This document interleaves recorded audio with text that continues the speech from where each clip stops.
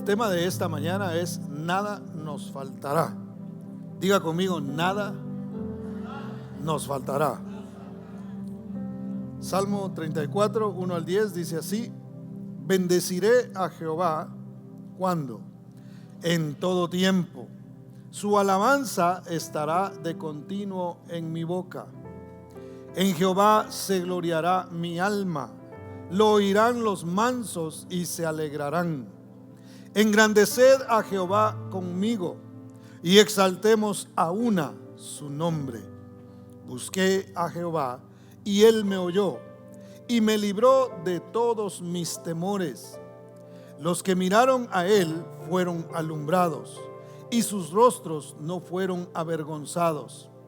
Este pobre clamó y le oyó Jehová y lo libró de todas sus angustias.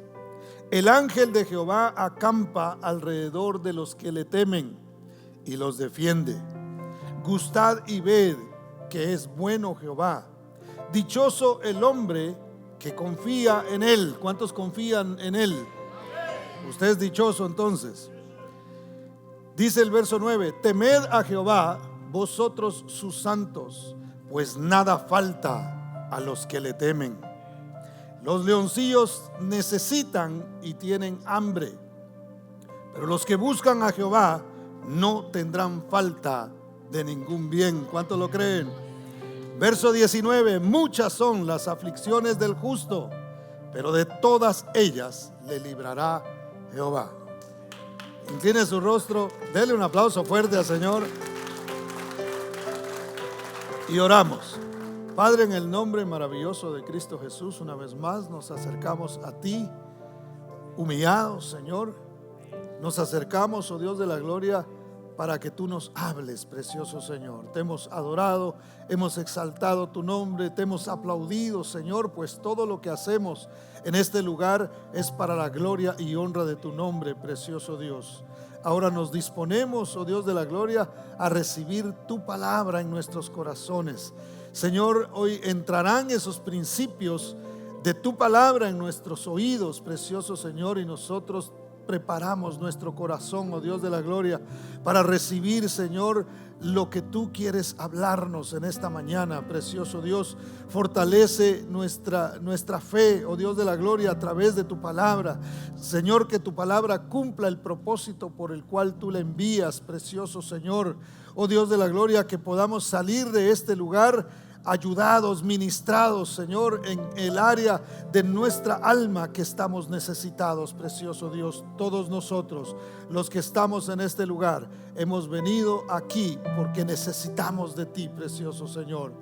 Oh Dios de la gloria, que tu Espíritu Santo se mueva a través de tu palabra y tus dichos queden plasmados en nuestras mentes y corazones, precioso Dios, de tal manera que sea alterada nuestra forma de pensar, oh Dios de la gloria, así como también nuestra forma de actuar. En el nombre maravilloso de Cristo Jesús nos ponemos en tus manos.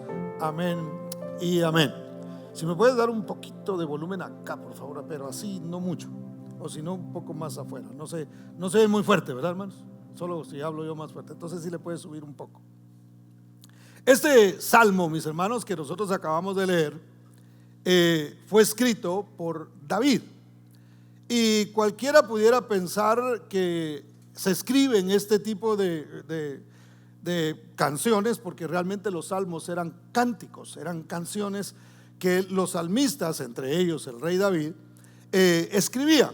Y cuando nosotros leemos o escuchamos una canción, mis hermanos, eso habla mucho de la persona que lo escribió. Es decir, habla del momento que esta persona estaba pasando cuando escribió esa canción. Y cuando usted escucha canciones como por ejemplo que hablan de tragedias, pues usted dice, de seguro el que escribió esa canción estaba pasando por una tragedia.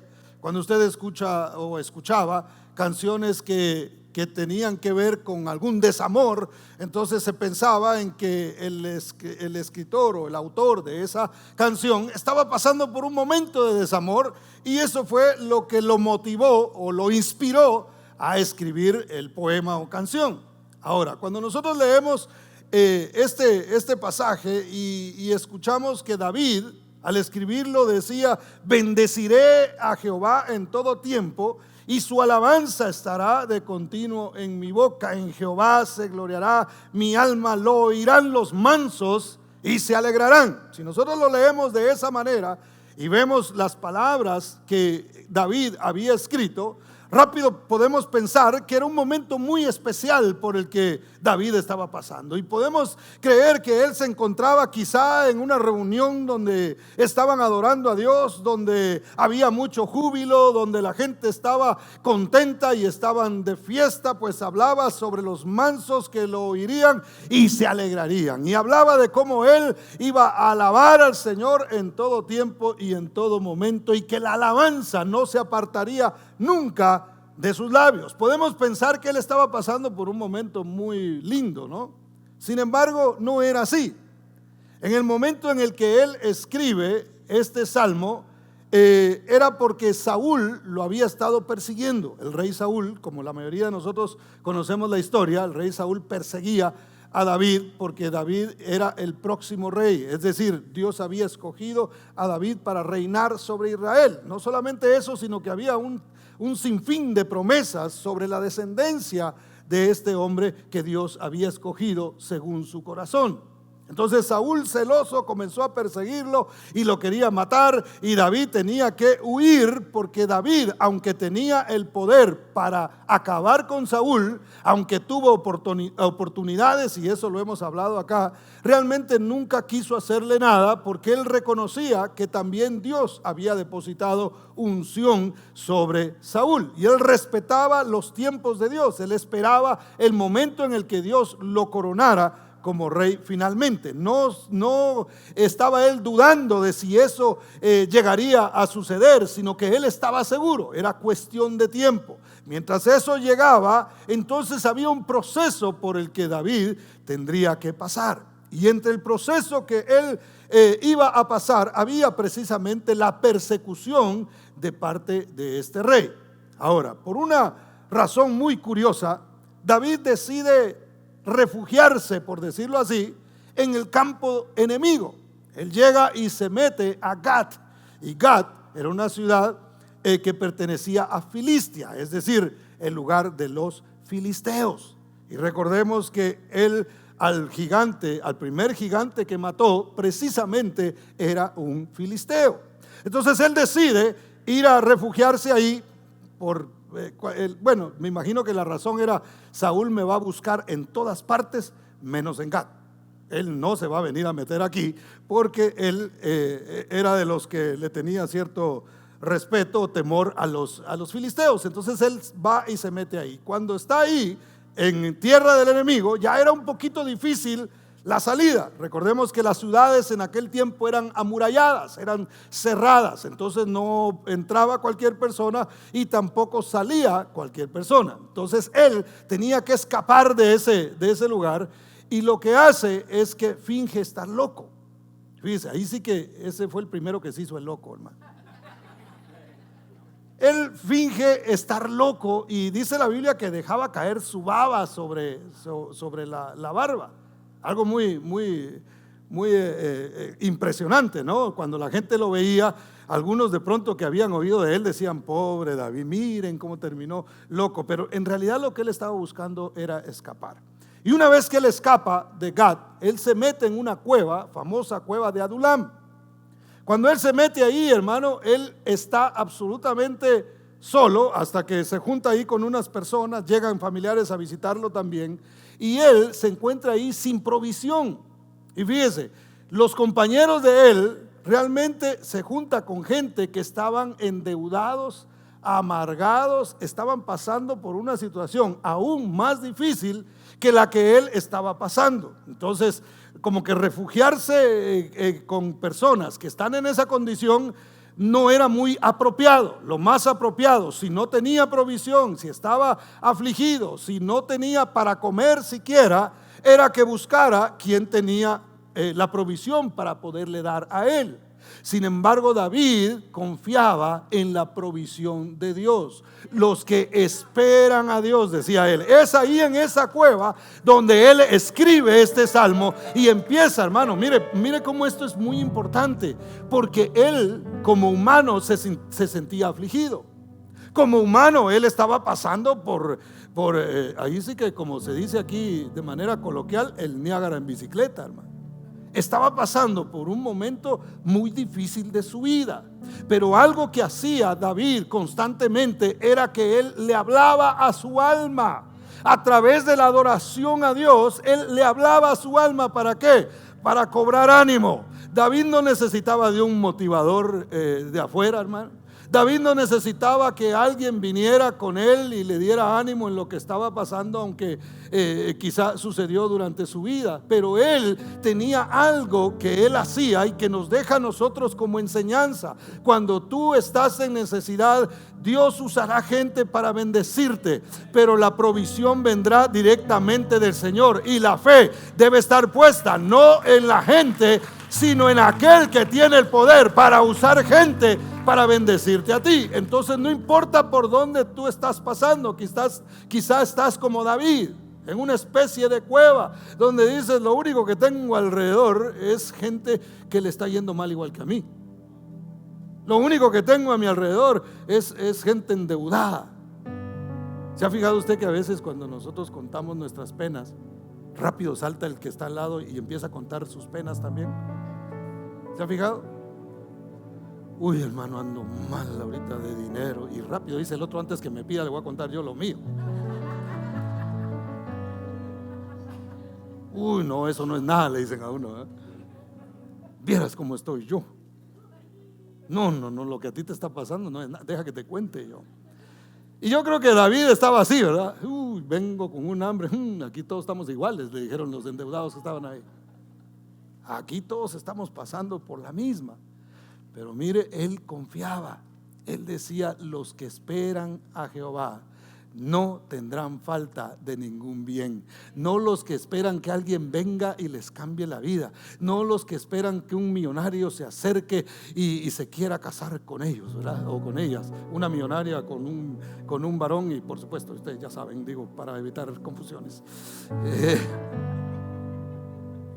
Y estamos esperando que alguien resuelva a veces lo que Dios quiere resolver en nuestra vida. ¿Qué toma de nosotros? Confianza en Él, paciencia, hermano. Decir: Señor, tú eres el dador de todas las cosas. Lo cantamos hoy. Él es Jehová Jireh. Él es el que provee. Él es la provisión. Cuando tú tienes a Dios en el corazón, realmente no te hace falta nada, porque los que esperan en el Señor, los que esperan en Él, no tendrán falta de ningún bien. Todo lo que tú necesitas, Dios te lo va a dar cuando tú esperas en Él.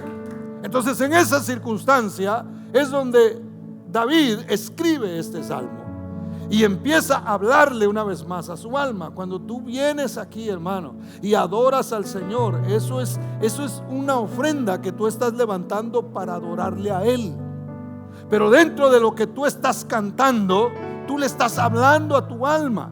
Tú le estás diciendo a tu alma: Él, si le adoras, Él se manifestará, decíamos hoy.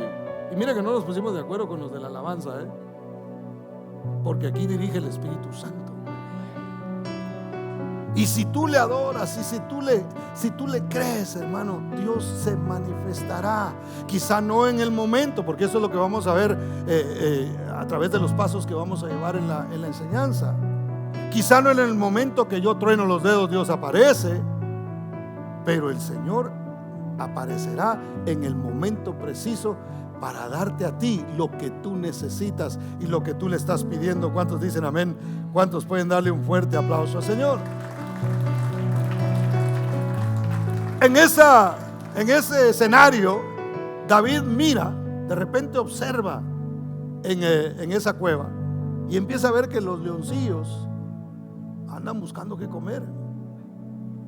Mire que los leoncillos no tienen quien les dé, a menos que estén en cautiverio, ¿verdad? Ese es el precio de que alguien les esté dando de comer, porque ellos no pueden salir a cazar, pero son animales que ellos buscan su propia comida.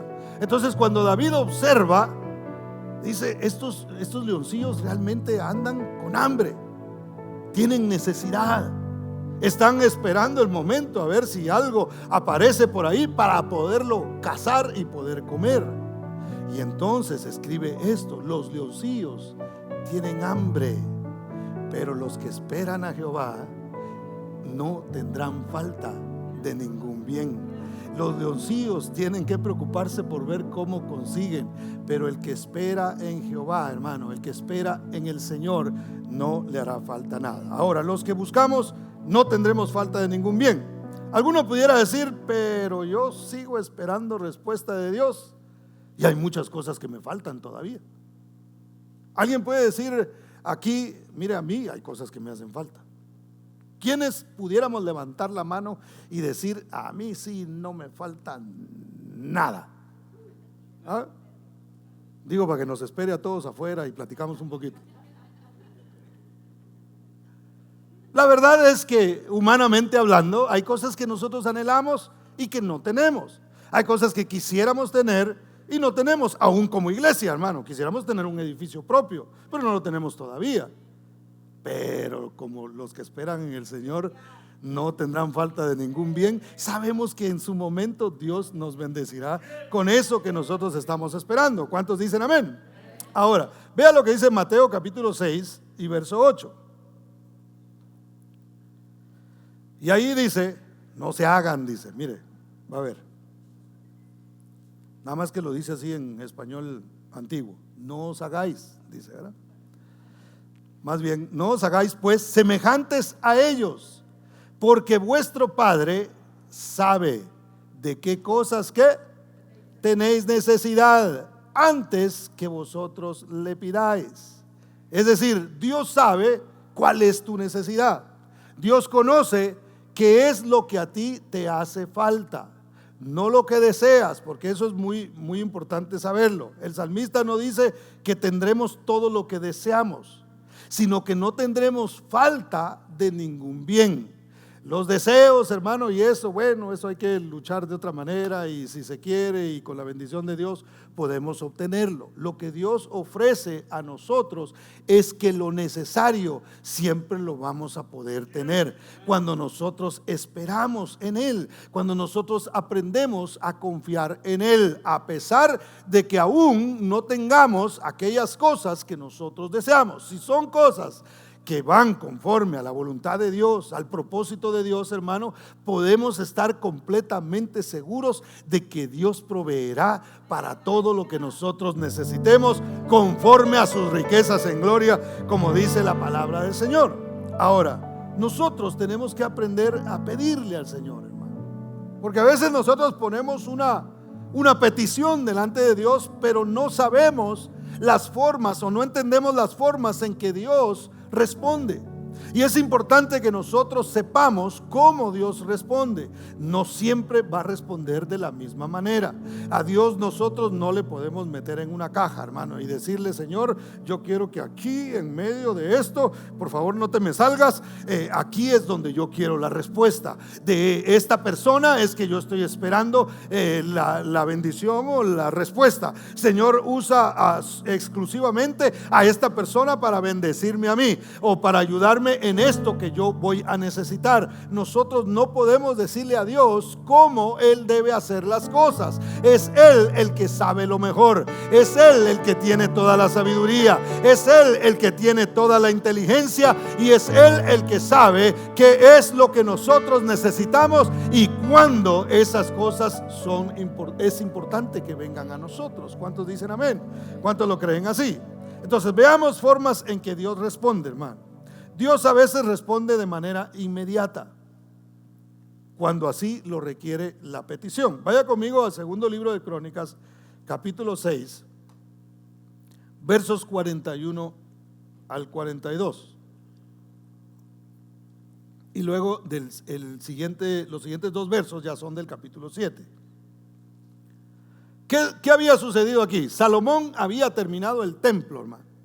Un templo maravilloso, no se ha construido templo más especial en toda la historia de la tierra que ese templo que construyó Salomón. Lo hizo con una excelencia, hermano, que incluso había oro en las paredes. Era una cosa así. Utilizó toda la riqueza que se podía para construir ese templo. Fue algo muy, pero muy especial. Por eso cuando Jerusalén fue atacado, lo primero que fueron a destruir fue el templo, por toda la riqueza que ahí había. Entonces, una vez que él termina el templo, sucede lo siguiente. Él hace una oración y dice lo siguiente, verso 41: levántate ahora, en la Reina Valera contemporánea, dice: Señor y Dios, y ven a reposar aquí tú y el arca de tu poder, oh Señor y Dios, que tus sacerdotes se revistan de tu salvación, que tus santos se regocijen en tu bondad. Señor y Dios, no rechaces a tu ungido. Note, acuérdate de tu gran misericordia para con David. Y a mí me llamó mucho la atención esto, porque Salomón, cuando hace esta oración, no dice: acuérdate de mí que soy tu ungido, acuérdate de mí que soy Salomón, sino que en nombre de quien él ora es en nombre de David.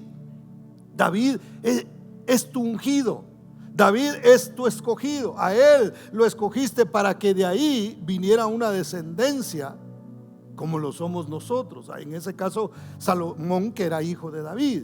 Entonces le dice: acuérdate de David, acuérdate de tu ungido, acuérdate de él. Ahora nosotros no oramos en el nombre de David, nosotros oramos en el nombre de Cristo Jesús, que por cierto es del linaje de David. ¿Cuántos dan gloria al nombre del Señor? Entonces, hermano, déle ese aplauso fuerte al Señor. Entonces no se trata de nuestra autoridad cuando nosotros oramos, cuando nosotros pedimos, sino que todo lo que pidiereis, dijo el mismo Señor Jesucristo, al Padre en mi nombre, Él os lo dará. Eso es humildad, hermano. Cuando usted viene delante de Dios y ora, usted debe hacerlo en el nombre maravilloso de Cristo Jesús. Señor, acuérdate de tu ungido, al que enviaste a morir en la cruz del Calvario. En Él, tu palabra dice que nos has dado todas las cosas, que a través de la provisión que diste, que es Cristo Jesús, nosotros hemos recibido todo lo que necesitamos. Mire cómo nosotros tenemos que aprender a orar, hermano, porque a veces pareciera que le queremos dar órdenes a Dios. Yo siempre digo, hay quienes oran y dicen: ahora mismo Señor. Y realmente tenemos que hacerlo con humildad, creyendo en el Señor.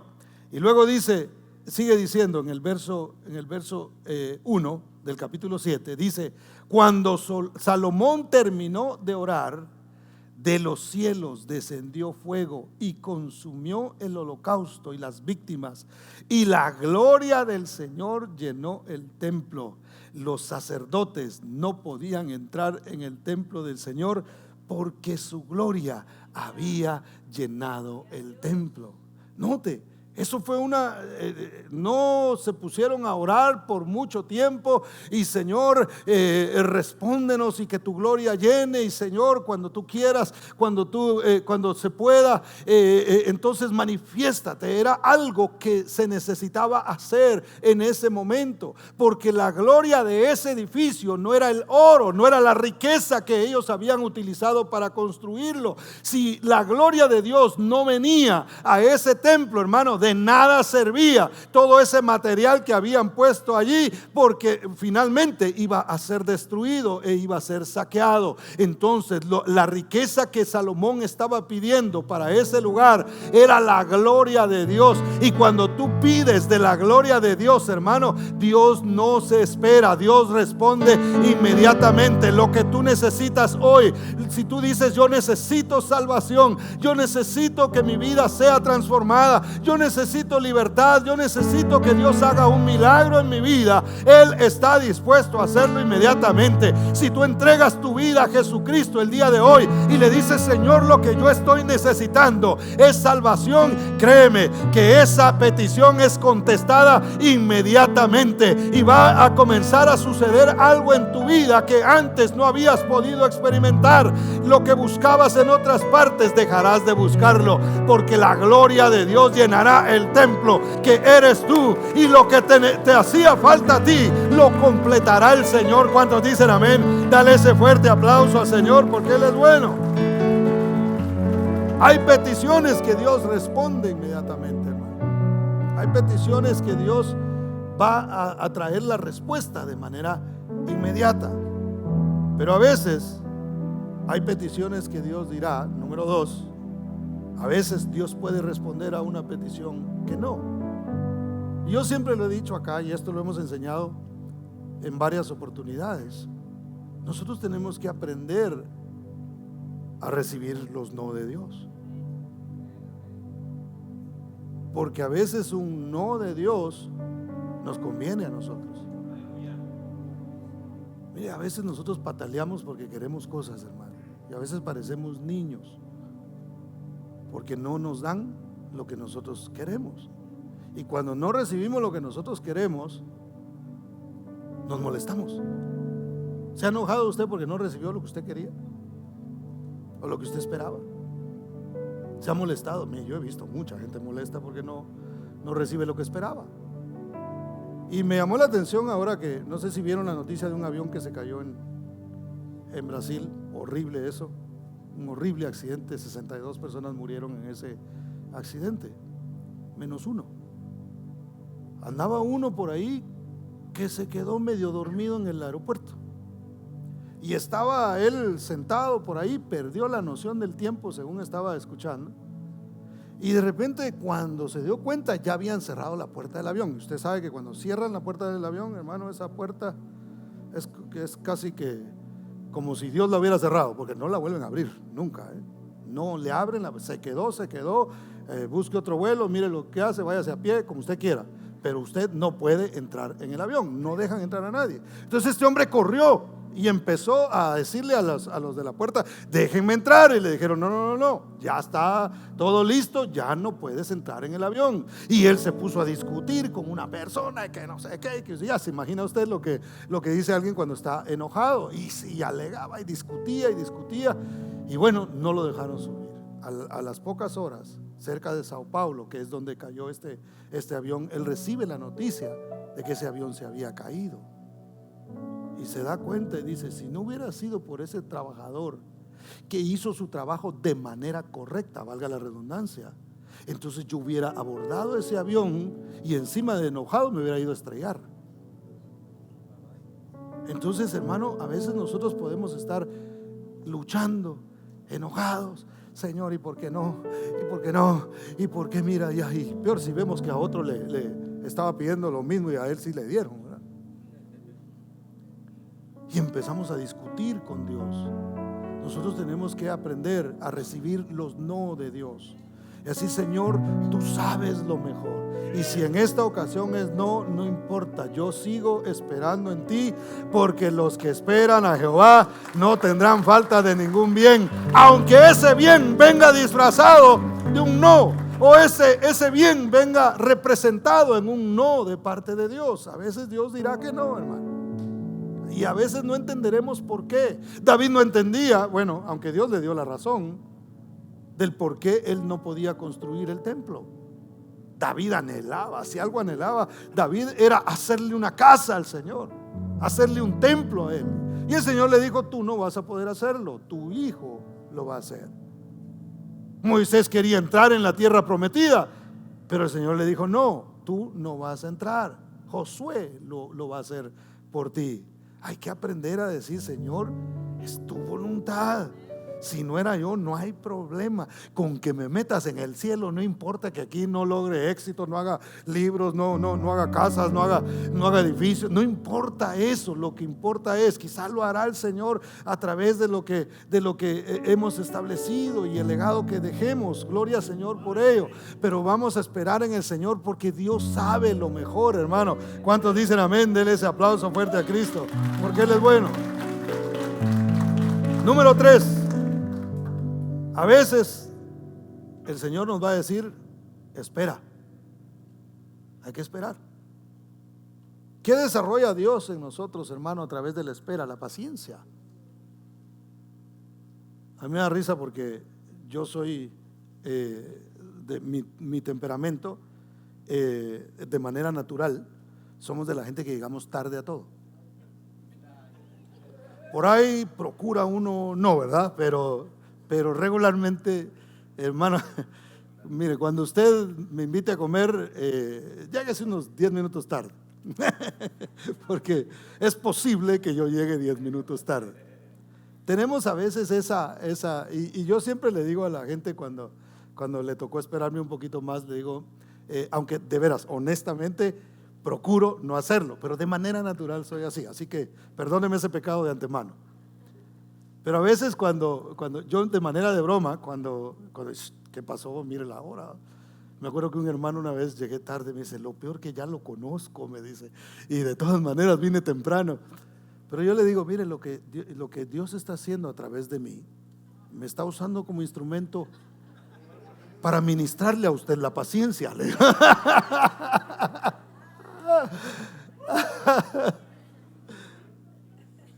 Es pretexto, ¿verdad?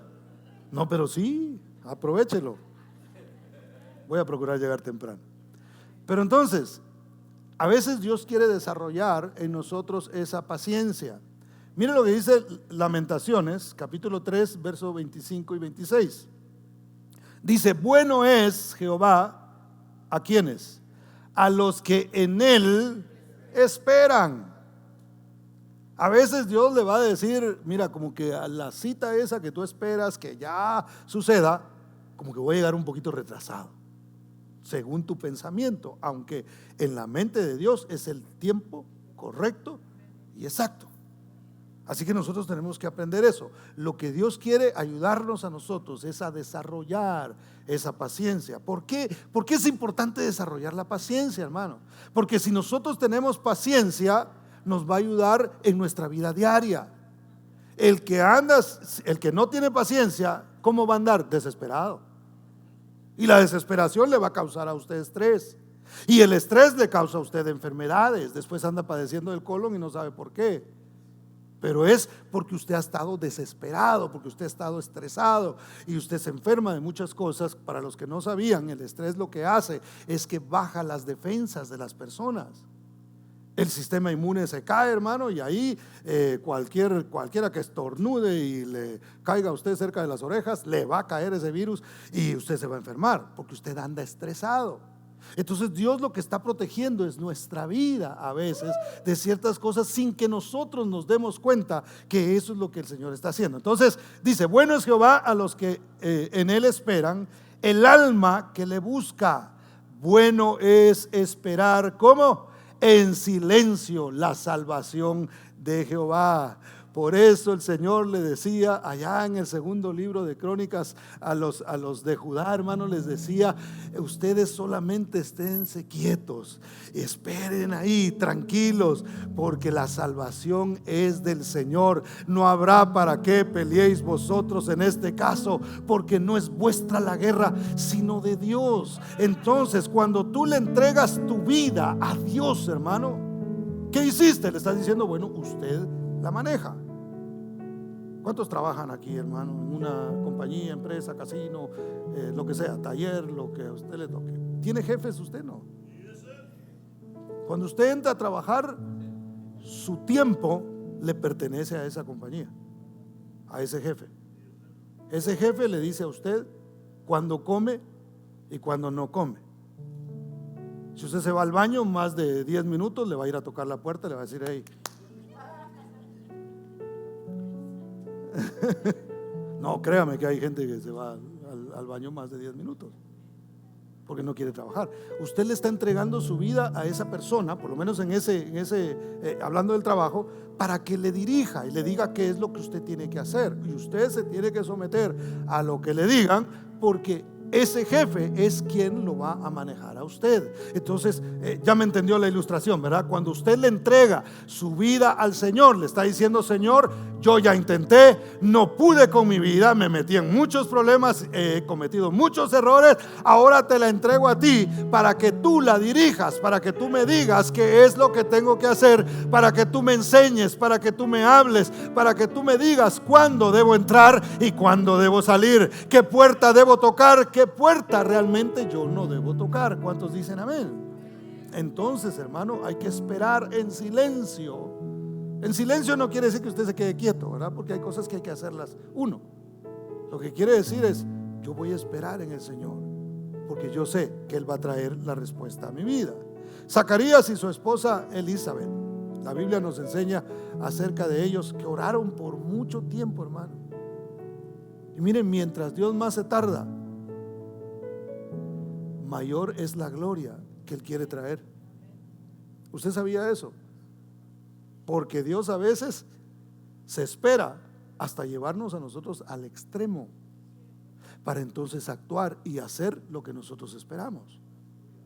A veces Dios se va a tardar mucho, hermano, pero lo que está haciendo es preparando esa gloria para que su nombre sea glorificado y nosotros seamos beneficiados por la gloria de Dios. ¿Cuántos dicen amén? Entonces, esta pareja habían orado por un hijo y pedían un hijo y pedían un hijo, y pasaron, hermano, muchos años orando para que el Señor les concediera un hijo, y el Señor no se los daba. Llegaron a la edad donde ya no se puede tener hijos, porque hay una edad donde ya es mucho más difícil que las mujeres queden embarazadas, y ellos ya habían llegado a una edad donde casi era imposible que pudiera quedar embarazada la mujer. Pero miren lo que sucedió. Lucas capítulo 1 versos 13 en adelante al 15, vamos a leer.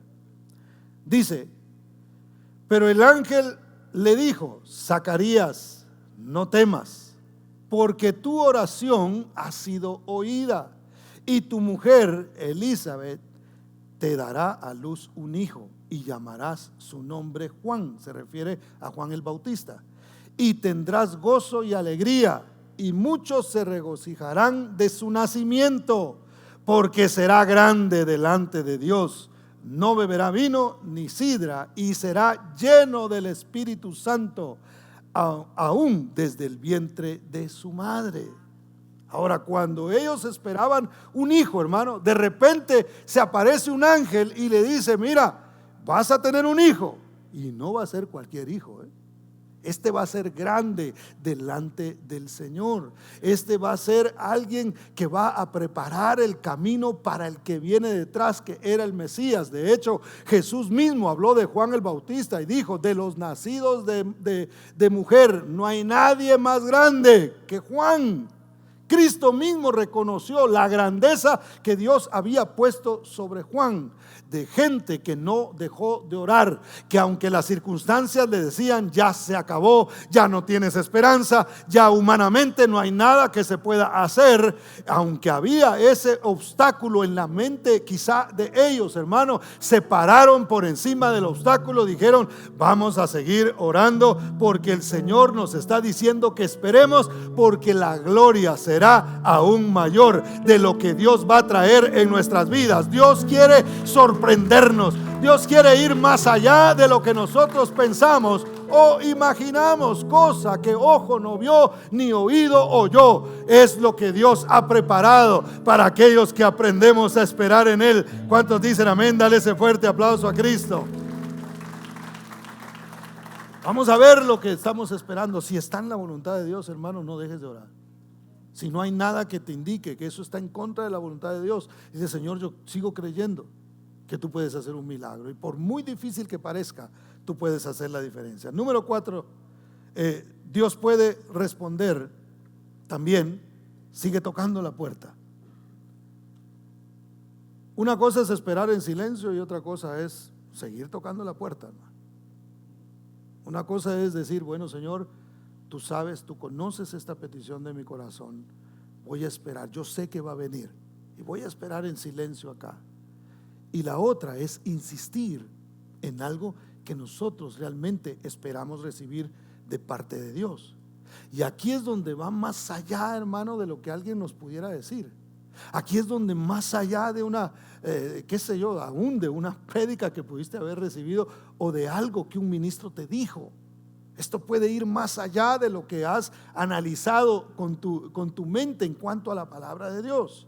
Vayamos a Mateo capítulo 15 y veamos esta historia de la mujer cananea, que es muy conocida por la mayoría de nosotros. Y veamos la petición, Mateo capítulo 15, versos 21 y 22. ¿Lo tiene? Me dice amén. Dice así: saliendo Jesús de allí, se fue a la región de Tiro y de Sidón. Y he aquí una mujer cananea. Cuando hace el énfasis que es cananea, quiere decir que no era israelita, era de Canaán, que había salido, era sirofenicia, que había salido de aquella región, clamaba diciéndole: Señor, hijo de David, ten misericordia de mí. Mi hija es gravemente atormentada por un demonio. Ahora, yo he explicado algo de esto con anterioridad, pero muchas veces, hermano, pensamos que la respuesta de Dios viene por la forma en que nosotros oramos. A veces nosotros podemos pensar que si nos aprendemos las palabras del que se para aquí y ora, entonces Dios va a responder. Y esto era lo que la mujer estaba haciendo. La manera en que ella oró era la forma en la que los israelitas se presentaban delante del Mesías. Cuando creían que él era el Mesías, le decían: Jesús, hijo de David. Se recuerda que hablamos de que Salomón mencionó a su padre David. Bueno, ya en este caso era el Mesías que se esperaba que fuera del linaje de David. Y Jesús cumplía perfectamente con ese linaje, tanto es más de los dos lados, tanto de José como de María, él venía de la descendencia de David. Ahora, esta oración era la oración que los judíos hacían, o es decir, los que habían creído en Jesús, los israelitas, hacían. Ellos oraban y decían: Jesús, hijo de David. Hubo incluso un ciego que le dijo de esta manera y Jesús nunca lo reprendió. Jesús dejó que él se acercara a Jesús diciéndole: Jesús, hijo de David, ten misericordia de mí. Y como hay muchos milagros que Jesús hizo, hermano, que dice la Biblia que no pudiéramos con los libros que se tendrían que escribir para contar las maravillas que el Señor había hecho, hermano, mucha gente quizá se acercó a Jesús de esta misma manera. La mujer sirofenicia escuchó que esa era la oración que se estaba haciendo y entonces ella quiso venir de esa manera. Ahora, ¿qué sucedió con esto? Esto provocó que Jesús hiciera silencio. A veces podemos estar orando mal y de ahí es de donde viene el silencio. A veces podemos estar orando de manera religiosa nada más, sin tener fe, sin confiar. Vamos a orar porque así va la oración y vamos a repetir esta oración y nos ponemos a hacer este tipo de oraciones que realmente no tienen ningún resultado o movimiento de parte de Dios. Y mira lo que sucede: el silencio, aunque fue malinterpretado por los discípulos, realmente el Señor estaba tratando con esta mujer. Verso 23 dice: pero Jesús no le respondió palabra. Entonces, acercándose los discípulos, le rogaron diciendo: despídela, pues da voces tras nosotros. El silencio no era una respuesta negativa, sino era algo intencional de parte de Jesús. Jesús dijo: no le voy a responder a esa oración que me está haciendo porque no es la oración apropiada.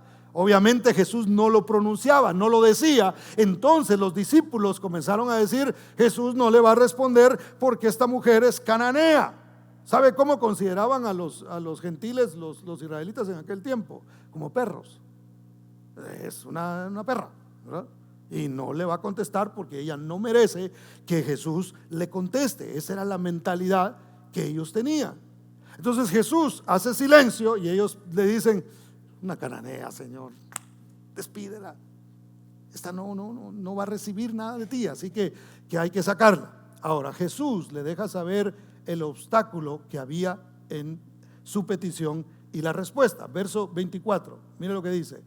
Él respondió y dijo: no soy enviado sino a las ovejas perdidas de la casa de Israel.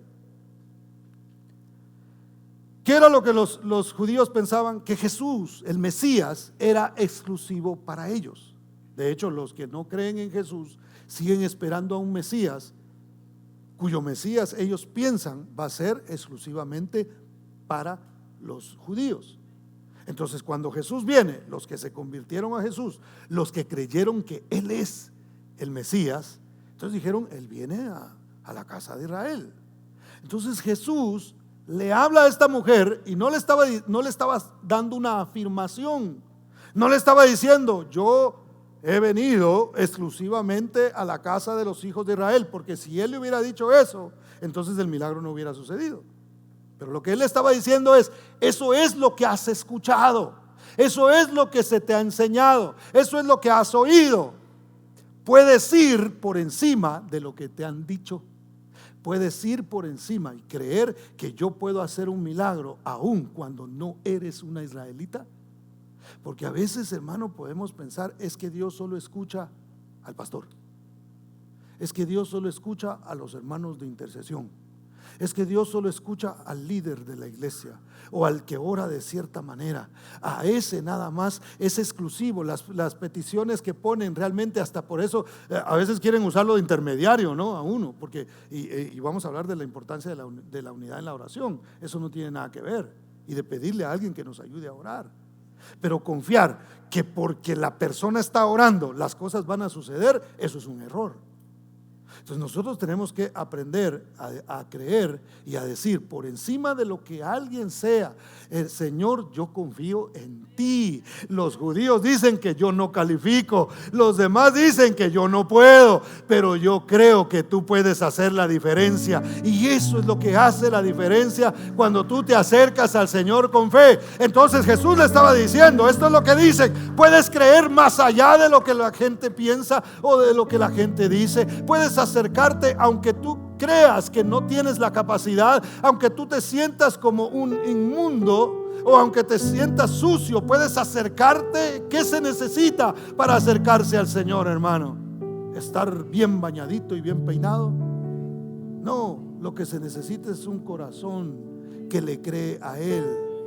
Los que creen en el Señor, hermanos, los que confían en el Señor, reciben lo que Dios está dando. Las nuevas fuerzas se reciben cuando nosotros creemos. La salvación, cómo vinimos nosotros al Señor, cómo nos acercamos a Él. Estábamos casi destruidos, no había esperanza para nosotros, estábamos tristes, estábamos afligidos, estábamos atados quizá a vicios, pero nos acercamos a Él. No nos fuimos a limpiar primero, no fuimos a hacer, qué sé yo, un ayuno por allá en una montaña de 40 días y 40 noches. Nos acercamos a Él y creímos en Él, y pasamos por encima de los pensamientos de los demás y aún de los pensamientos nuestros, y el Señor tuvo misericordia, nos transformó, nos cambió. Es por eso que la iglesia tenemos que abrir nuestros brazos y decirle al mundo: el amor que me cambió a mí te puede cambiar a ti también. El Jesús en el que yo creí, yo también estaba como tú, pero Él tuvo misericordia, me cambió, me transformó, y ahora soy una persona diferente. Dele ese aplauso fuerte al Señor, porque Él es bueno. La adoración, hermano, es clave para recibir la respuesta. Por favor, adore. Cuando usted venga aquí, adore. Cuando vaya en su carro, adore. Cuando usted se arrodille en su casa a orar, o parado, como usted quiera, adore al Señor. Eso hace la diferencia. Mire, aunque el Señor le dijo: hey, lo que se dice aquí es que es exclusivamente para los judíos, ¿cómo te atreves tú a venir? ¿Qué te hace a ti atreverte a ir más allá? Mire lo que dice el verso 25. Entonces ella vino y se postró ante Él diciendo: Señor, socórreme. Esa palabra postrarse, yo lo he explicado acá, es la palabra proscuneo, que quiere decir besar la mano del amo. Eso es adoración realmente. Cuando nosotros adoramos a Dios, estamos en un sentido figurado, besando la mano de Dios, hermano. Estamos diciendo: Señor, el amo eres tú. Aunque tú me llamas hijo, realmente yo soy tu siervo. Aunque Jesús no se avergüenza de llamarnos hermanos, realmente es nuestro maestro, es nuestro Señor. Entonces, cuando yo me acerco de esa manera, hay una diferencia en mi petición. Cuando yo vengo y digo: Señor, solo tú me puedes socorrer. Pero se dice que no deberías, porque tú no eres como los que sí asisten a la iglesia. O tú no eres como, en ese caso, como los israelitas. Tú no eres israelita. Dice: Señor, el único que me puede socorrer eres tú. Eso es adoración. Mire el verso 26, y todavía se pone más difícil la cosa. Respondiendo él, dijo: no está bien tomar el pan de los hijos y echarlo a los perrillos. Mire cómo la lleva a un extremo. Porque ¿qué decían los israelitas que eran los que no eran, que eran perros? Y Jesús no la llama perra, sino mira, hasta con cariño le dice: los perrillos, a los cachorros, porque eso se dice de ti. ¿Estás dispuesta a creer todavía? A pesar de que te insultan, a pesar de que no te ven de la misma manera, ¿estás dispuesta todavía a seguir creyendo? Y mire lo que hace la mujer. Le dice: no está bien tomar el pan de los hijos y echarlo a los perrillos. Y ella dijo: sí, Señor, pero aún los perrillos comen de las migajas que caen de la mesa de sus amos. Las migajas en aquel tiempo, como no existían los napkins, las servilletas de papel, se limpiaban la boca con pan. Entonces la gente, unos panes enormes, entonces partían un pedazo, se limpiaban la boca con eso y eso lo tiraban debajo de la mesa. Entonces los perrillos venían y se alimentaban del pan que caía de la mesa de sus amos. Entonces esta mujer, utilizando esta analogía, le dice: Señor, si no quieres sentarme a la mesa, no hay problema. Déjame agarrar las migajas, porque una migaja que caiga de tu mesa va a hacer la diferencia en mi vida. Eso es humildad, hermano. Eso es humildad.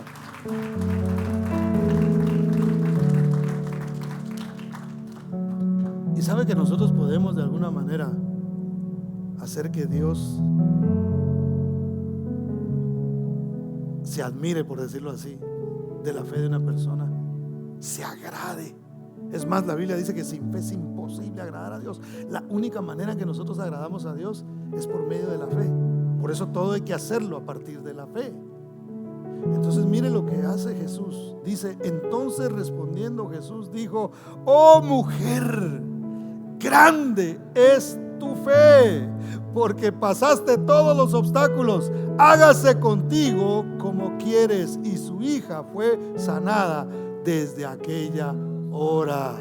Cuando tú adoras al Señor, hermano, cuando tú te acercas, no demandando, sino diciendo: Él sigue siendo el amo, y lo que Él quiera darme, yo lo recibo, porque cualquier cosa que venga de parte de Dios es una bendición para nosotros. ¿Cuántos dicen amén, hermano? Termino con Dios usa la oración para fomentar la unidad.